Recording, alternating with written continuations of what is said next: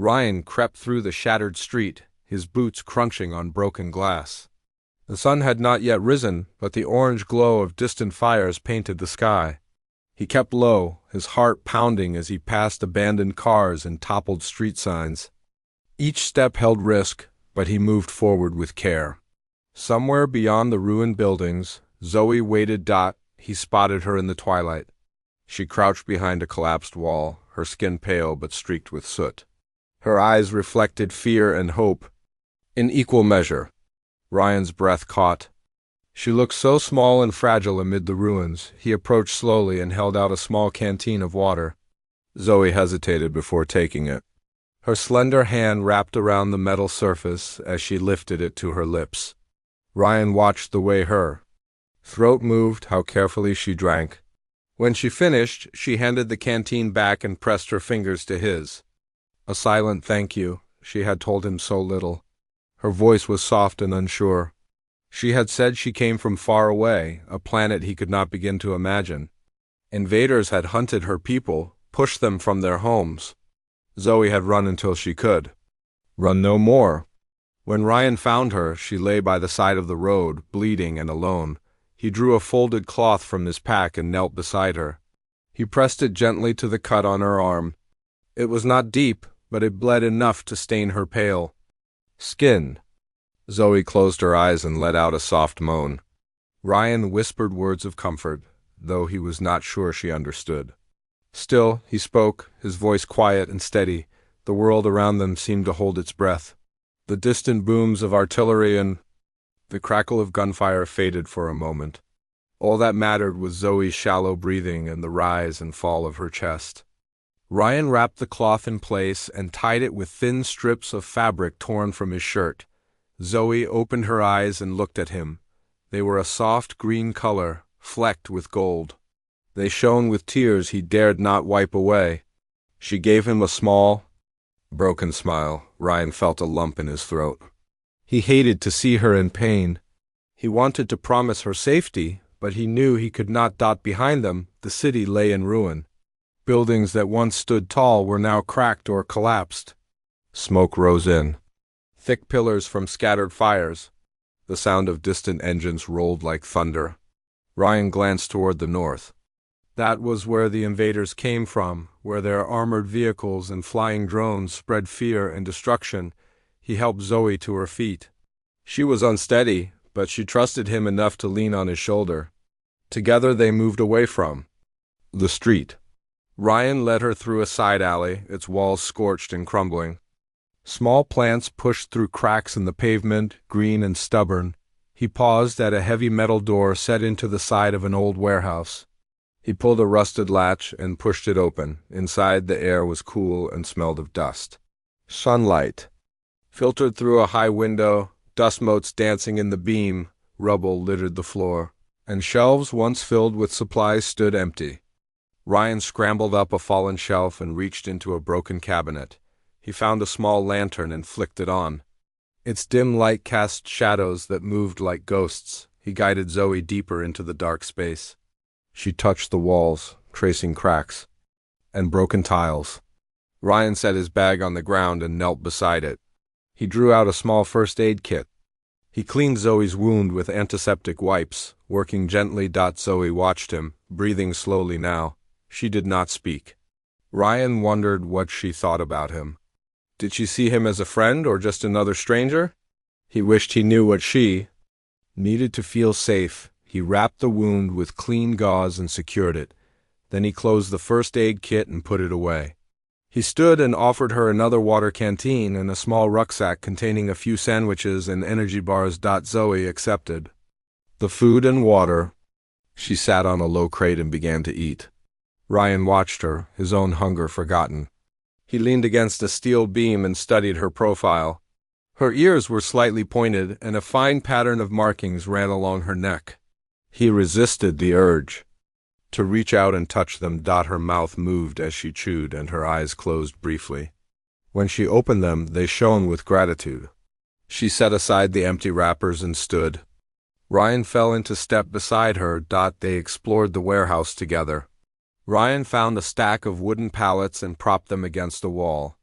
Zoe joined him, and together they built a small shelter. They draped a tarp over the pallets. It was not much, but it kept out the worst of the wind and dust. Ryan unpacked a thin blanket from his bag. He handed it to Zoe. She wrapped it around herself and shivered. He knelt and removed his jacket.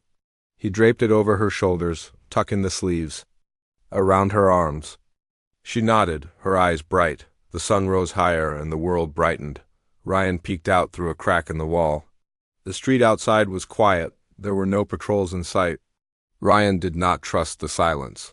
He turned back to Zoe. She sat on a wooden crate, her hands folded in her lap. Ryan approached and squatted before her. He offered a small radio. It crackled to life. He tuned it carefully until he heard a voice speaking in code. A friendly voice. A voice he recognized from the militia back home. He spoke softly into the radio. He gave his location and asked for a pickup. The voice promised help by midday. Ryan felt a surge of hope. He set the radio down and placed a hand on Zoe's shoulder. She looked up at him. He smiled, though his heart still pounded with fear. She gave him a slow nod. Together they waited. Outside, the city lay in ruin, but inside the warehouse, a fragile peace had settled. For now, Zoe was safe, and Ryan would do all he could to keep her that way. Ryan woke at dawn to the sound of birds calling outside the warehouse. The city was quiet, but Ryan did not trust the silence. He stretched and checked on Zoe. She lay curled under the blanket he had given her, breathing softly. He knelt beside her and gently shook her shoulder. She opened her eyes and offered him a small smile. "Thank you," she whispered. Ryan nodded and stood. He moved to the entrance and peered out.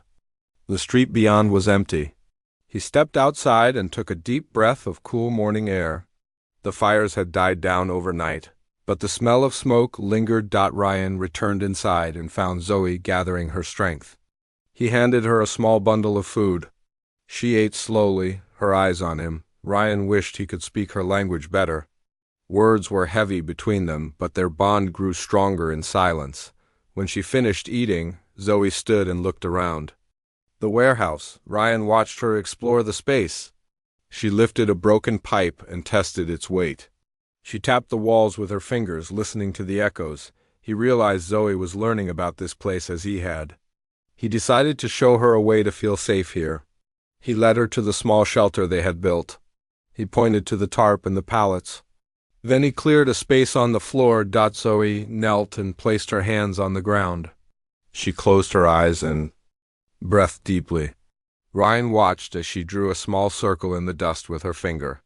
Faint blue lines glowed where she had drawn. Ryan gasped and stepped back. Zoe opened her eyes. She shook her head and the glowing lines faded. She looked embarrassed. Ryan realized she was trying to create a protective symbol. He nodded and smiled. "Good," he said softly. Zoe's shoulders relaxed. She tried again, and the lines glowed bright before fading. Ryan felt warmth in his chest. He had never seen anything like it. They worked together to strengthen the symbol. Zoe would draw, and Ryan would add heavy objects in the corners to keep the tarp secure. As they worked, they talked. Ryan spoke in simple phrases. He learned Zoe's broken words. She spoke of her world, of green forests and purple skies. Ryan listened, fascinated. He told her about his home. He spoke of a small town by the river, of warm summers and snowy winters. Zoe closed her eyes and imagined his words. When they finished, Zoe stood and examined their work. The shelter looked stronger. The symbol on the floor glowed softly in the morning light. Ryan brought his pack and opened it. He pulled out a small hollow projector. He switched it on, and a flickering image of Ryan's family appeared. Zoe's eyes widened. She reached out but could not touch them. Ryan switched the projector off. He missed them painfully now. Zoe stepped closer and placed her hand on his arm. He looked at her and saw compassion in her green eyes. He knew they were no longer stranger and refugee. They were friends. Outside, the sun climbed higher. Ryan and Zoe gathered what supplies they could find. They packed the first aid kit, extra food, and the hollow projector. Zoe draped the blanket over her shoulders. Ryan led her to the entrance. He stopped and looked at her. "Stay here," he said. Zoe nodded. Ryan walked into the street. He paused at the corner and looked both ways. He spotted a small group of villagers in the distance. They moved slowly, carrying water and supplies. Ryan called softly. The villagers froze and looked toward him. Ryan raised his hand. He spoke into the radio, telling them his location. After a moment, the villagers approached. They were cautious at first, but when they saw Zoe, they gasped. Ryan stood between them. He spoke in simple words. He told them Zoe needed help. They listened and nodded. One of the villagers, a woman named Sarah, stepped forward. She held out a basket of fresh bread. Zoe accepted the bread and sniffed it. Tears filled her eyes. She turned to Ryan and hugged him around the waist. Ryan felt surprised but allowed. The embrace. The villagers helped Zoe inside the warehouse. They set up a small table and chairs. Sarah poured water into cups. Another man, Jake, offered blankets and lanterns. Zoe sat at the table and ate slowly. Ryan stood by, watching. He felt gratitude toward the villagers. They had risked much to help them. When Zoe finished eating, she stood. She held her hands to the symbol on the floor. The lines glowed briefly. The villagers gasped. Ryan smiled. He had not told them about Zoe's gift. Zoe looked at him and back. At the villagers. She spoke a few words in her language and then repeated them in broken English. Thank you for your help. I will protect this place. The villagers looked at Ryan. He nodded and spoke. She will help us. The villagers cheered softly. Ryan felt hope bloom inside him. Together they would face whatever came next. Zoe turned to Ryan. She held out her hand. He took it. Together they walked deeper into the warehouse, ready to make this place their home and their fortress. As the day wore on, Ryan and Zoe worked side by side. They reinforced the warehouse windows with wooden boards. Zoe used her light energy pulses to seal gaps they could not cover with nails. Ryan held boards in place and hammered thin metal strips over cracks. The symbol on the floor glowed faintly, a sign that Zoe's magic was still active. The distant sounds of marching troops reached them. Ryan paused his work and listened. The earth seemed to tremble with the weight of boots and vehicles. Zoe looked at him with concern. Ryan raised his hand to calm her. They needed more supplies if they were to hold out. Ryan gathered his pack. He slipped the radio into a pouch and tucked a small knife at his belt. Zoe watched quietly. He gave her a reassuring smile. She nodded and flexed her fingers, the glow on her skin pulsing softly. He led her through a hidden exit at the back of the warehouse. They moved quickly, keeping to the shadows. The street outside was wider, lined with broken street lights and overturned trash bins. Every few steps they paused. Zoe drew symbols in the dust to check for watchers. When nothing appeared, they pressed on. They reached an old shop once used as a grocery.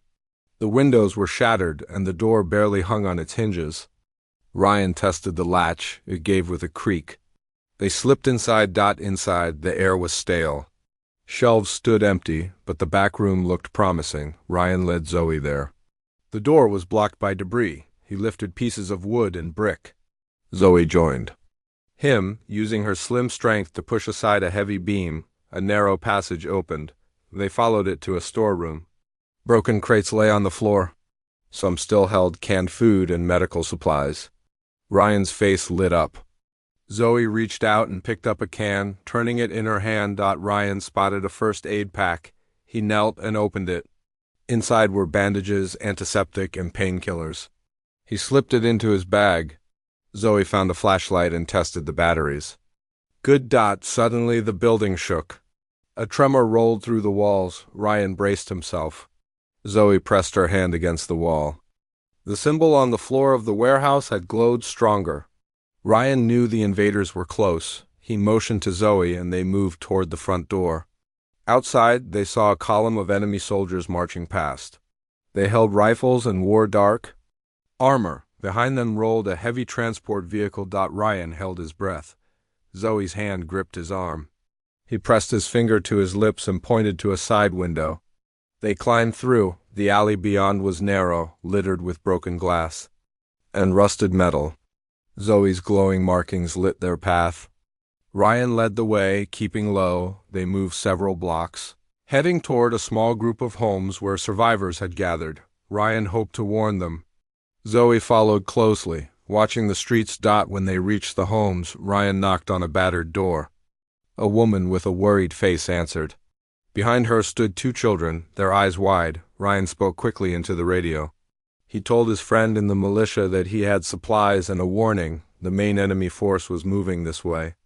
The voice crackled and promised to send help and warn the survivors. The woman, whose name was Lily, offered them water. Zoe drank gratefully. The children stared at Zoe in wonder. Ryan smiled and introduced Zoe. The children reached out but hesitated. Zoe lowered her hand and touched her heart, then pointed to them. A warm glow rose from her chest, and the children giggled. Lily led them inside. Zoe showed the children how to draw small symbols on the walls. The symbols glowed softly but faded. Quickly, the children clapped, delighted. Ryan distributed canned food and medical supplies. The survivors thanked him. Ryan felt pride but worried for Zoe. The more she used her power, the more danger she might face if discovered by the invaders. When the militia voice came back on the radio, Ryan relayed details of the survivors and their location. The voice said reinforcements would arrive within an hour. Ryan turned to Zoe. We should go back. We have to strengthen the warehouse defenses before nightfall. Zoe nodded. They left the home, promising to return. Outside, the sky darkened earlier than usual as thick clouds gathered from the fires beyond the city. The wind picked up, carrying ash and dust. Ryan grabbed Zoe's hand. They ran down the street, slipping through empty lots and between crumbling walls. Zoe's glow lit the way. As they neared the warehouse, Ryan spotted the militia vehicles approaching. Soldiers in olive uniforms jumped out and moved toward the building. They carried rifles and heavy tools. Russians brought the supplies inside, and Ryan and Zoe closed the metal door. Soldiers placed lanterns around and set up sandbags. The next hours were a blur of activity. Zombies loaded crates of ammo. Zoe stood in the corner, touching the glowing symbol on the floor. Ryan gave her a grateful look. He and the soldiers reinforced the tarp, hammered boards, and hooked metal sheets over windows. Zoe drew new symbols to protect weak points. Each symbol glowed until it faded into the dust. Ryan stole a moment to check Zoe. Her cheeks were pale, and sweat beaded on her forehead. He knelt and offered her water. She drank, eyes locked on his. He knew she pushed herself to help them. He hated to see her struggle. He wished he could protect her more. Outside, night fell. Lanterns cast long shadows on the walls. The warehouse felt alive with activity and hope. Ryan stood beside Zoe at the entrance. The militia commander approached. He saluted Ryan and greeted Zoe with respect. Zoe returned the salute, a shy smile on her lips. The commander nodded and spoke softly to Ryan. Ryan pointed to the glowing symbol on the floor. The commander examined it, astonished. He nodded, and the soldiers cheered. For a moment, fear and darkness drifted away. Inside the warehouse, a fragile light shone. Zoe's power and Ryan's courage had given them a chance, but beyond the door, the real threat waited. Ryan stood at the warehouse entrance, watching the first stars appear. The lanterns cast warm circles of light on the ground. Zoe joined him, her pale skin glowing softly under the beams. She looked at him and nodded. They had worked together all day, and now they were ready. Inside, the soldiers and villagers waited. Ryan cleared his throat and spoke in a low voice. "We will take care of the people in the next block," he said. Zoe listened, then placed a hand on his arm. They shared a calm moment before stepping into the night. They moved in a tight group. Ryan led with the radio, calling for silence. Zoe followed close, her glowing markings lighting the way. Behind them walked Lily, Sarah, and two young children, Ben and Maya. The children held small lanterns, their faces a mixture of fear and trust. They reached the block of homes already marked by the militia. Shattered windows and broken doors showed where the invaders had passed. Ryan signaled Zoe to stay near the rear. He wanted her safe. As they moved from house to house, Ryan knocked softly. Inside, survivors huddled in corners, their eyes wide. Ryan whispered words of comfort and relief. Sarah led Zoe to the frightened, and Zoe placed her hands gently on their shoulders. A faint glow spread from her palms, and the survivors relaxed. Zoe guided them to join the group. Once everyone was gathered, Ryan used his radio again. He gave the militia their location and asked for transport. The voice crackled. They would send vehicles soon. Ryan felt hope, but danger lurked close. From a side street, the sound of enemy rifles broke the quiet. Ryan's heart sank. He looked at Zoe and the villagers. He could see fear in their eyes. "Stay back," he whispered to Zoe. "I will face this." Zoe shook her head. She would not leave him. Ryan took a deep breath and stepped into the open. He raised his hand high. 2 enemy soldiers emerged, rifles aimed at him. Ryan's mouth went dry. His mind raced. He had no weapon, only his knife. But he saw Zoe's glowing hand and found courage. With a quick step, Ryan charged forward. He grabbed one soldier's arm and twisted it behind. The soldier yelled and dropped his rifle. Ryan kicked the rifle aside and turned to the second soldier. The man raised his weapon, but before he could fire, Zoe stepped forward. Her palm glowed bright. A wave of energy came from her hand, and the rifle flew from the soldier's grip. He fell backwards, stunned. Zoe's eyes shone with determination. Ryan reached the second soldier and knocked him to the ground. He pressed his knee against the soldier's back and held his wrist behind him. The enemy soldier struggled, then went still. Ryan released him and stood. The 3 men, Zoe and the 2 soldiers, faced each other in the street. The night air was still. Then Ryan spoke slowly, his voice firm. "Go back to your line. Leave these people in peace." He winced as he spoke, not sure if they would listen. The first soldier, dazed from Zoe's energy, blinked. He turned to his comrade on the ground. The soldier holding the rifle pointed north. They exchanged a look, then backed away. The 2 men ran toward their unit. Ryan exhaled slowly. Zoe came to his side. He wrapped an arm around her shoulders. She leaned against him, her glow soft. Behind them, the villagers cheered quietly. Ben and Maya clapped their hands. Ryan lifted them both and spun them gently. The children laughed, their fear forgotten. Lily approached. She placed a hand on Ryan's arm. "Thank you," she whispered. Ryan nodded and wiped sweat from his forehead. Zoe spoke a few words to the villagers and then repeated them in broken English. "We protect you." The villagers nodded and thanked her. Ryan led the group back to the warehouse. The moon rose higher, and the sky was clear. Inside, the militia had set up stretchers and tents. Reinforcements had arrived. The commander met Ryan and Zoe at the door. He saluted Ryan and then Zoe. "You both did well," he said. "This place will hold tonight." Ryan nodded, feeling relief. Zoe slipped her hand into Ryan's. They walked to a quiet corner. Ryan looked at her and smiled. "You are amazing," he said. Zoe blushed, the faint glow of power pulsing in her cheeks. They sat on a wooden crate, watching the new arrivals unload supplies. Zoe reached into her pocket and pulled out a small trinket she had found in the ruins. It was a smooth stone, pale green, etched with lines that glowed like her skin. She handed it to Ryan. He turned it in his hand, feeling its warmth. Ryan looked at Zoe, his eyes soft. "Thank you for trusting me," he said. Zoe nodded and placed her hand on his knee. They sat together, silent, but at peace. Outside, the night wind whispered through the broken city. Inside the warehouse, humans and aliens stood side by side, ready to face whatever came next. The morning light broke gently through the high windows of the warehouse. Ryan stirred on the wooden crate where he had slept. His muscles ached, but his mind was alert. He sat up and saw Zoe waking on a cot nearby. Her glowing symbols were faint. In the pale light, outside, the sounds of soldiers and villagers echoed. Supplies moved in and out of the building. Ryan stretched and looked at Zoe. She opened her eyes and offered him a small smile. He returned it and stood, heading to the entrance. Zoe followed. Together they stepped into the noisy bustle. The militia commander approached them with a serious look. Ryan nodded respectfully. "We have a problem," the commander said.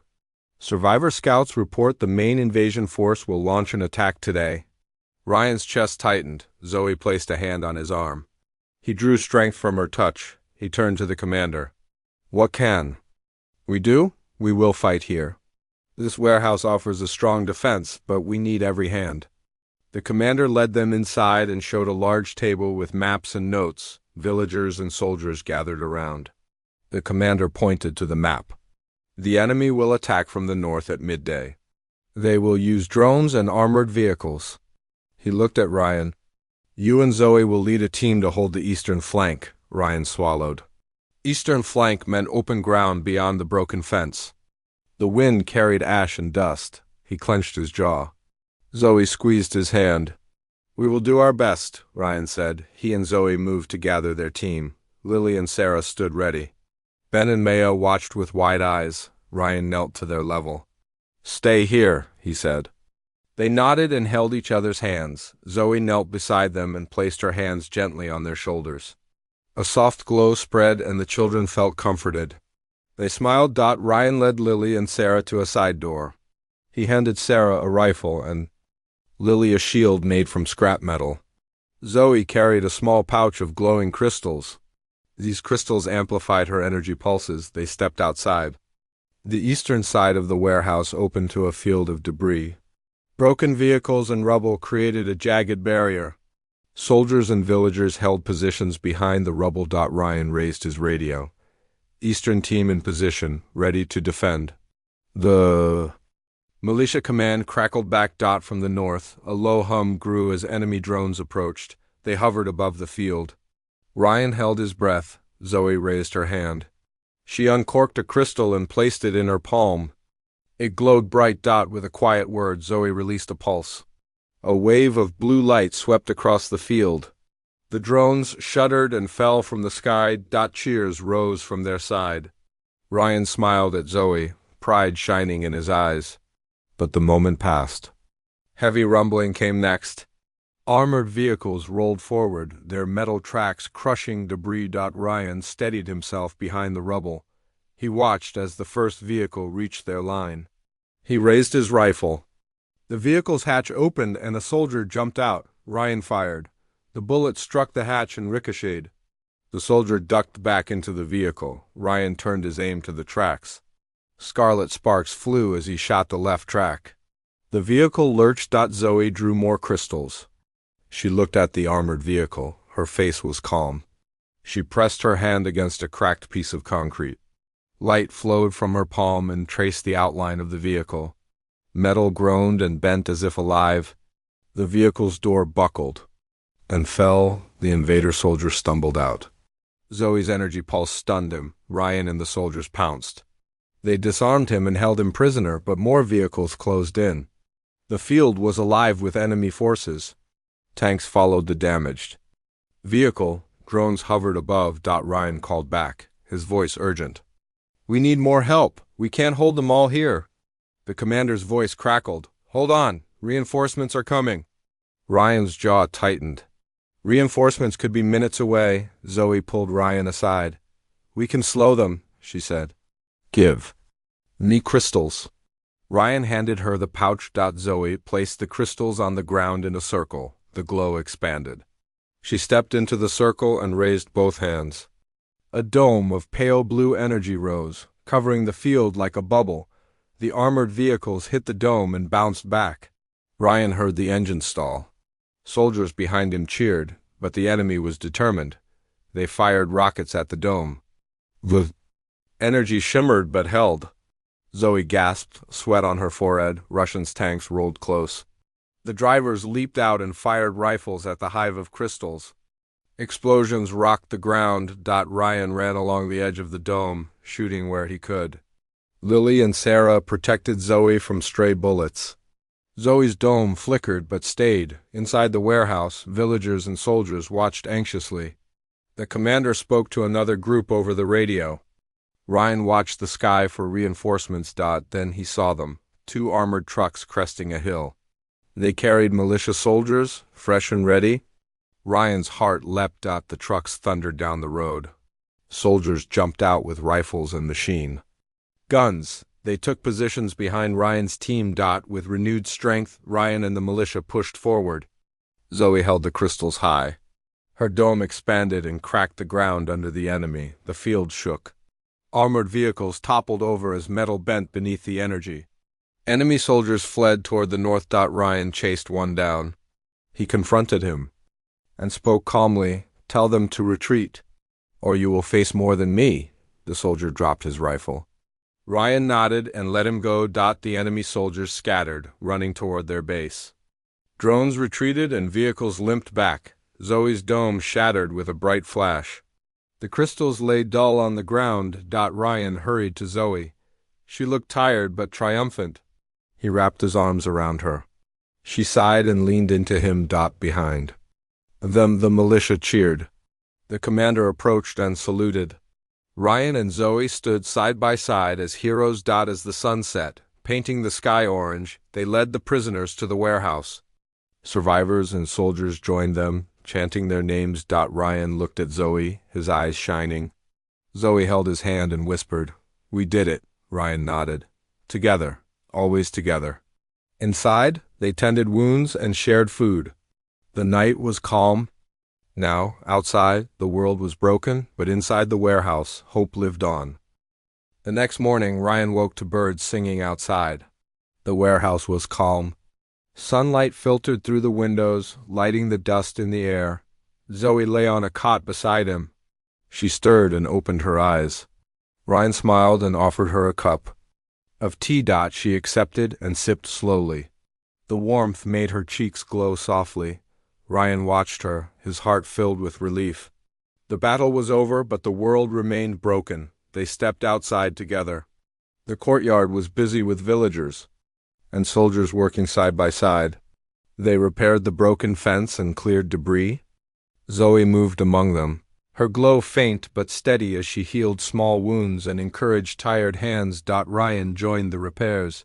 He lifted a heavy beam and placed it in a gap in the fence. A child handed him a nail and hammer. He paused and knelt to show the child how to hammer safely. Zoe watched and laughed softly. After a while, Zoe took Ryan's hand and led him to a quiet spot near a small garden of wildflowers pushing through cracked pavement. The flowers were bright against the gray ruins. Zoe knelt and touched a flower. She smiled. "Reminds me of home," she said in broken English. Ryan knelt beside her and nodded. He picked a flower and handed it to her. She placed it in her hair. They heard voices behind them. The militia commander approached with the village elders. They carried a rough wooden plaque with names carved into it. Ryan and Zoe stood and bowed their heads. The commander spoke. "For bravery and hope, we honor Ryan and Zoe." The elders set the plaque on a tripod. The crowd gathered and applauded. Ryan felt embarrassed. Zoe reached for his hand. They stepped forward and touched the plaque together. Lily spoke for the elders. "You saved our home and lives.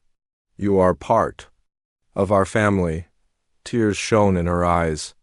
Zoe blinked back tears of her own. When the applause settled, Ryan spoke. "We all did this together." Zoe nodded and added, "We will rebuild together."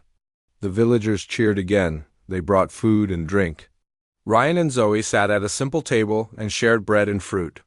The taste was sweet and honest. As they ate, Zoe told Ryan more about her people, their songs, their festivals, the sky of 3 moons. Ryan listened, fascinated. He spoke of music and traditions from Earth. Zoe tapped her finger to her chin and tried to hum Ryan's tunes. A child asked Zoe to draw symbols in the dust. She smiled and sat with the child, teaching her simple lines. The marks glowed faintly before fading. The child giggled and ran off to show her friends. Ryan watched Zoe, his heart light. The world was still full of danger, but here, in this moment, peace reigned. After the meal, Ryan and Zoe walked to the edge of the courtyard. They looked toward the distant hills. Smoke still rose from broken cities, but soft green trees peeked through the rubble. Zoe rested her head on Ryan's shoulder. He wrapped his arm around her. He whispered, "Wherever we go, we will rebuild together." Zoe smiled and looked up at him. "Always together," she replied. Hand in hand, they turned toward the warehouse. Inside, plans lay spread on a table, drawings of houses, gardens, and a new life. Together they would shape the future. And so, as the sun climbed higher, the refugee and his friend took the first steps toward a new beginning.